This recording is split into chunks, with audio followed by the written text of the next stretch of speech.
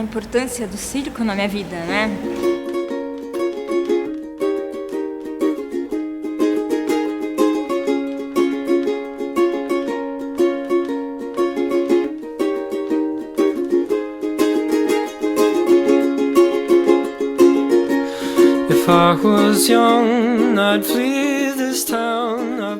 Aqui no Brasil a gente começa a ter registro de circos na década de 1830. Isso não quer dizer que foi nessa data que chegaram. A gente tem registros.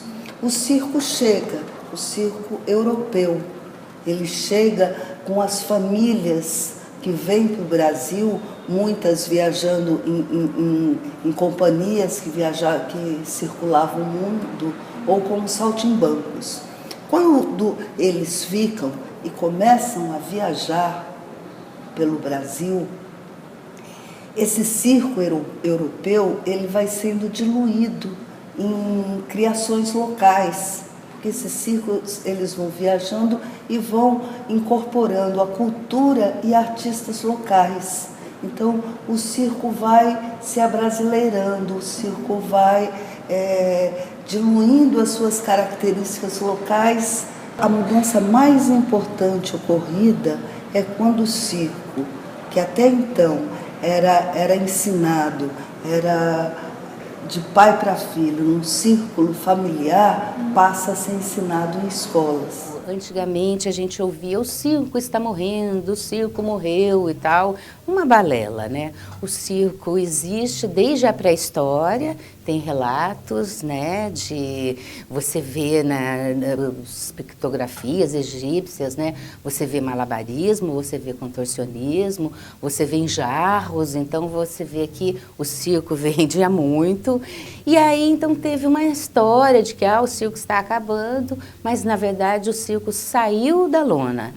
Então, nesse momento que a gente vive agora, nós temos o circo fora da lona. O circo está no Sesc, está nas escolas, nas academias, nas ruas. Então, ele, na verdade, ele ganhou outros espaços e ainda existe dentro da lona, né? Agora, a partir das escolas de circo, se abre para a sociedade. E não só porque ele trabalha com os limites, mas porque também traz um conhecimento antigo, né? Um conhecimento iniciático, trabalha com os limites do corpo e que nos faz muita falta hoje. O projeto chamava Projeto Clube Escola e foi patrocinado pela Prefeitura Municipal, era da SEMI.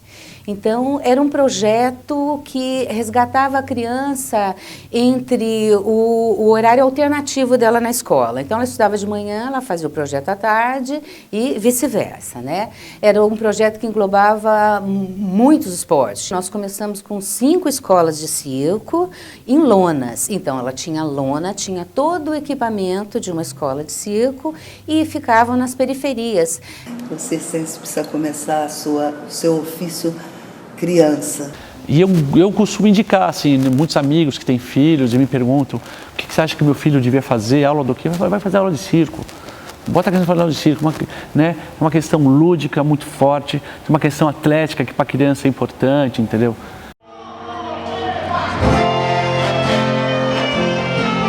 Bem-vindos ao circo, sai! O circo entra na minha vida de uma forma muito inesperada, né? Eu chego no circo através de um espetáculo de teatro que me leva a fazer escola de teatro. Eu começo a fazer escola de teatro, eu começo a perceber que não era aquilo que eu queria, começo a fazer escola de circo e isso tem uma transformação na minha vida muito grande, né?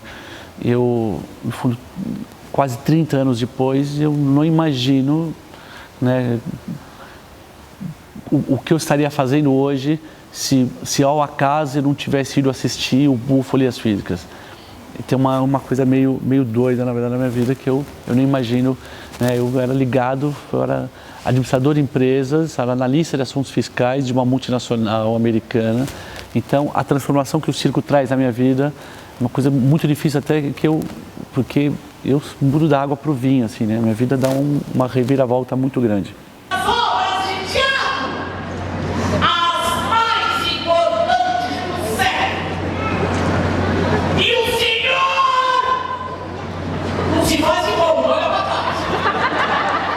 E foi nesse momento que eu me aproximei do Roger Avanzi, o palhaço Piccolino, aí eu comecei a entender também como funcionava a escola de circo e comecei a frequentar as escolas dele, as aulas dele. Eu sou atriz profissional há muitos anos e fui aluna da Escola de Circo Academia Piolin de Arte Circense. A minha paixão no circo é o palhaço.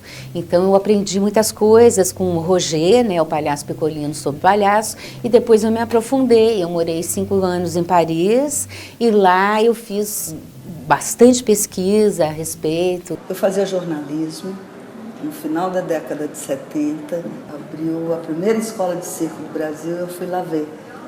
E aí acabei me envolvendo com o circo e isso foi me chegando, eu segui a carreira do circo, não fui equilibrista, malabarista, montei uma escola de circo e até que essa coisa foi chegando da memória, foi vindo da memória e eu fui para isso, escrevi alguns livros e fiz um trabalho muito importante que me qualificou para estar aqui, que foi o livro Circo Nerino, que é a história de um circo que circulou durante 50 anos, 51 anos pelo Brasil, com um acervo muito importante e que eu fiz em parceria com o seu Roger Avanzi, o palhaço Piccolino. O Zânio é uma sociedade, né? O Circo Zânio é uma sociedade muito particular que eu tenho fora com Domingos com outros 7 sócios. Nós somos, então, no total, somos 9 sócios, com histórias próximas, né? Pessoas que não são de famílias de circo e que chegam na escola de circo por algum motivo, ou pelo teatro, ou talvez ao acaso, assim como eu chego, né? E que num determinado momento, depois de trabalhar, né, de estudar tanto circo, de trabalhar com circo, na verdade, um pouco, não exatamente em primeiro plano, né? Por um lado a gente deixa o circo em segundo plano na questão de mercado, né? Mas aí dá essa vontade de realmente ter a lona de circo, né? Poder experimentar de atuar numa lona de circo.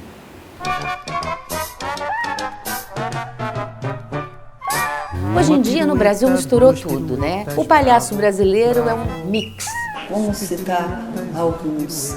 Vamos aqui para o santo do Paysandu, que é o palhaço Piolin, que foi parceiro do Alcibiades, né? Filho do Albano e da Joanita Pereira. Vamos falar aqui do seu Roger Avanzi, o palhaço Piccolino, sem o qual a gente nem teria esse centro de memória. Vamos falar de Arrelia, como vai, eu vou bem, muito bem, muito bem. E você pega um artista como Arrelia, como Carequinha, mas como no circo brasileiro é forte a figura do palhaço. No circo norte-americano, às vezes, o palhaço nem nome tem, mas aqui é muito importante. Eu exerço minha profissão de palhaço, ou como ator, como artista de circo, e trabalho com muito prazer. Então eu tenho essa dívida com o circo. O circo me trouxe momentos na minha vida incríveis, né? De espetáculos incríveis, de realizações artísticas incríveis, né? Eu tenho essa dívida com o circo. O circo é a arte da paixão, né? Se ela é arte pobre, importa muito menos, né? O que ela importa muito mais é o fato de ela ser a arte da paixão, que quem exerce com amor. Ser palhaço é meio que dar nascimento para as coisas e revelar as coisas que tá interna. Sempre brincava com a minha mãe que eu ia fugir com o circo, mas na verdade a maior importância mesmo surgiu quando eu fui na faculdade, depois que eu saí da faculdade, que o Pedro me chamou para trabalhar com palhaço, e aí eu fui ter mais contato com essa arte e fui me interessando mais.